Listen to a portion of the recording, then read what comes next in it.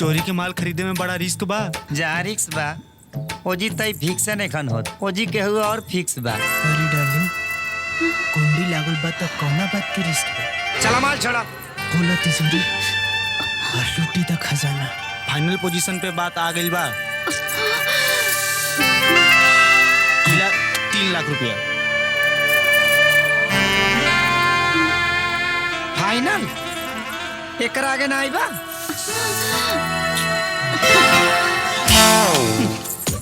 हवलदार हिम्मत सिंह सारा माल जब्त कैला।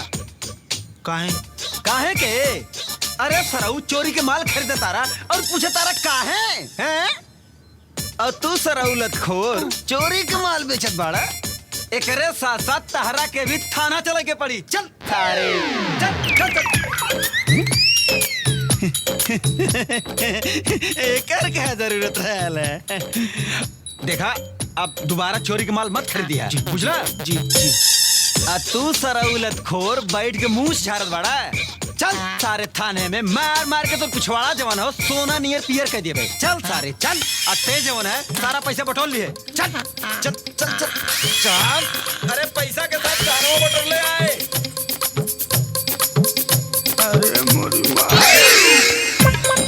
बेड़ा हिम्मत सिंह काम तो तू खूब निमन कैला। एक काम करा 2.5 रुपया और सीधे घरे चल जा।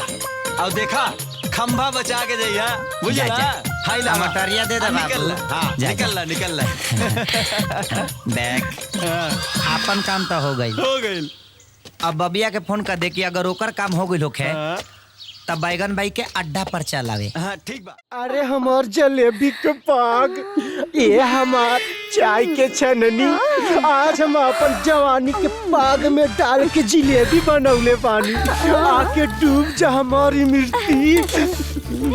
ए हमार फोफी के फोफा, हम तो चाहते बानी कि तोहर जवानी के पाक में डूबी उपराई। लेकिन का करी ये तोहर भगिन बाबा ना वो बीच में छनोटा डाल देता। अरे ससुर कुत्ता कमीना ते नजर लगावत ही का?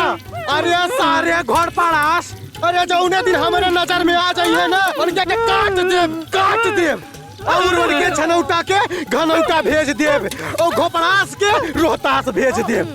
बाकी आज के हमार डोज दे दा ये हमार फुलझड़ी। आई ना चली।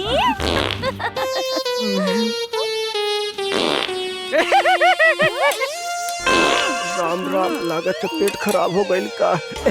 ये हमार पोपो 2 मिनट बैठा।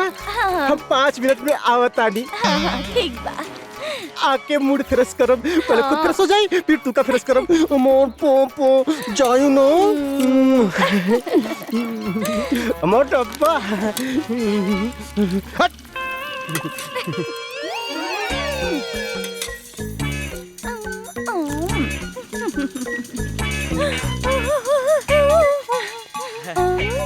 तावा के पैसा।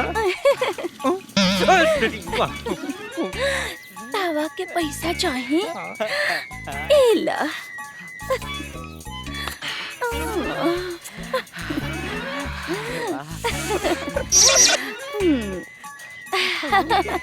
तोरा के भी चाहिए?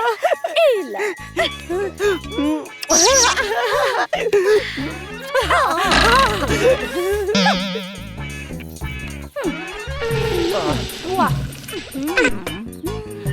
ये हमार सुग्गी आज हमारा के अंग्रेजी वाला चुम्मा दे दा ना, लिप टू लिप वाला।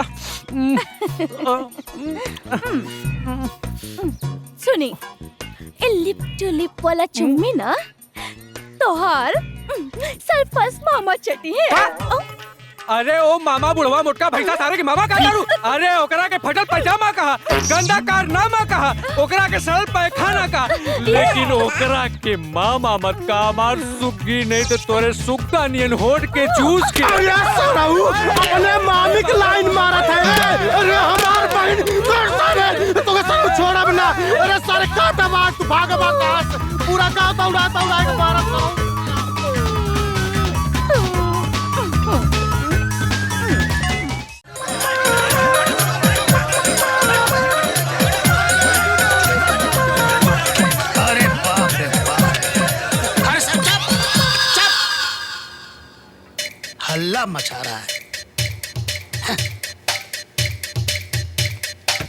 अरे बाप रे बाप,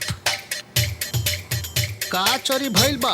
साहब टूटा ऊँटी पहले रही दहेज में, वो कटरीना के देखे के चक्कर में चोरी हो गई साहब। दहेज में? जी साहब। अंगूठी? हाँ साहब। चोरी हो गई।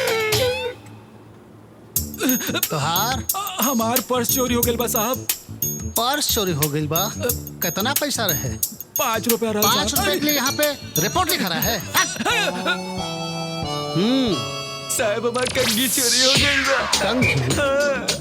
तो इतना बड़ा बाल कहाँ रखा है? हटाओ। साहब हमारे को मोबाइल और चैन भी चोरी हो गई बा साहब।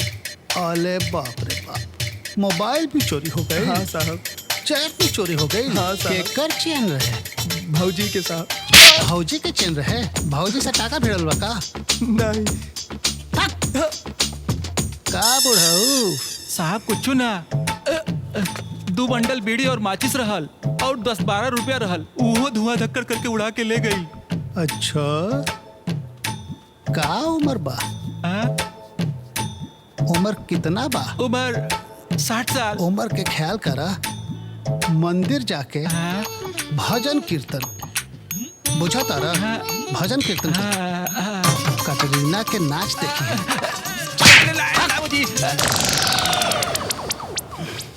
अरे बाप रे बाप, साला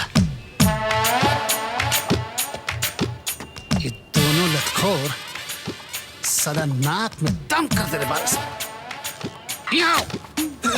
अब उस सारंग के डंडा के जरूरत बा, बुझा ताड़ा?